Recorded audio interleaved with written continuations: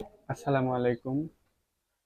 আমি আজকে আমার দেশি মুরগির বাচ্চাকে ব্রুডিং এ কি দিব এই 15-20 দিন সেই নিয়ে কথা বলবো।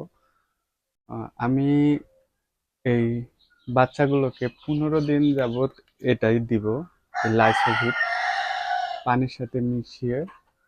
তবে প্রতিদিন না, 2-3 দিন দিব, দিয়ে একদিন শুধু পানি দিব।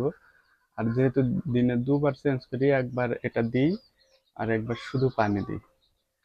আর খাবারের যেটা দিব এই 15-20 দিন, সেটা হচ্ছে এই যে স্টার্টার ফুড, ব্রয়লার অথবা এই যে সোনালির জন্য যে স্টার্টার ফুডটা হয় নারিশ কোম্পানি বা অন্যান্য কোম্পানি, সেই কোম্পানির এই খাবারটাই দিব, অন্য খাবার এখন দিব না। তো এগুলো তো কালকে একটা ভিডিওতে বলছি, এগুলোর রেজাল্ট ভালো পাই নাই।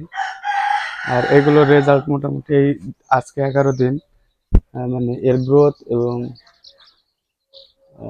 চলাফেরা দেখে বোঝা যাচ্ছে যে না, যেভাবে আমি চলছি এভাবে যদি মানে এভাবেই চলে তাহলে এই মুরগির গ্রোথ ঠিক থাকবে। তাই আমি 15-20 দিন এটা দিব।